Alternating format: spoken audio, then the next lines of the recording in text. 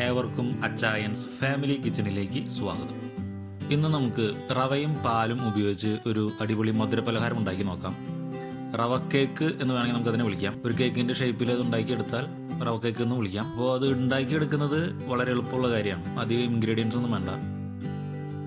ഇതിനു വേണ്ടി ഉപയോഗിക്കുന്നത് 1 കപ്പ് റവ, 1/2 കപ്പ് ശർക്കര, 2 കപ്പ് പാല്, 1/2 കപ്പ് നാളികേരം, 2-3 ടേബിൾ സ്പൂൺ നെയ്യ് അല്ലെങ്കിൽ ബട്ടർ.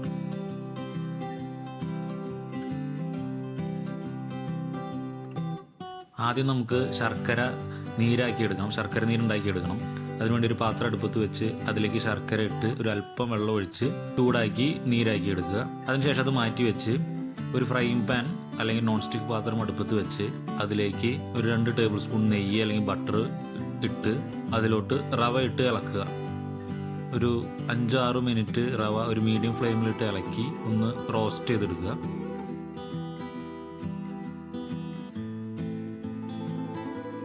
അതിനുശേഷം നാളികേരം ചേർത്ത് മിക്സ് ചെയ്യുക.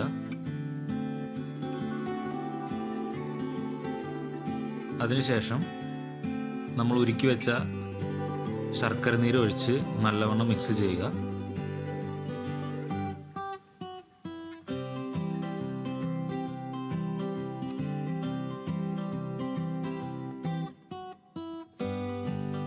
അതിലോട്ട് നമ്മളെടുത്ത് വെച്ച് 2 ഗ്ലാസ് പാൽ ഒഴിക്കുക.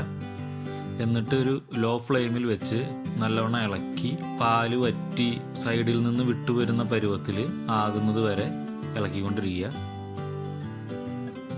അതിനുശേഷം ഫ്ലെയിം ഓഫ് ചെയ്ത് ഒരു പാത്രത്തിലോട്ട് നമുക്കിത് സെറ്റ് ചെയ്യാൻ മാറ്റി വയ്ക്കാം.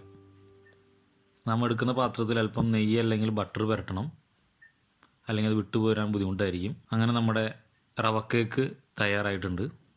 നല്ല മധുരമുള്ള നല്ല സ്വാദുള്ള ഒരു 4 മണി പലഹാരമായി നമുക്കിത് യൂസ് ചെയ്യാം. അപ്പോൾ വീഡിയോ ഇഷ്ടപ്പെട്ടുവെങ്കിൽ ഷെയർ ചെയ്യുക.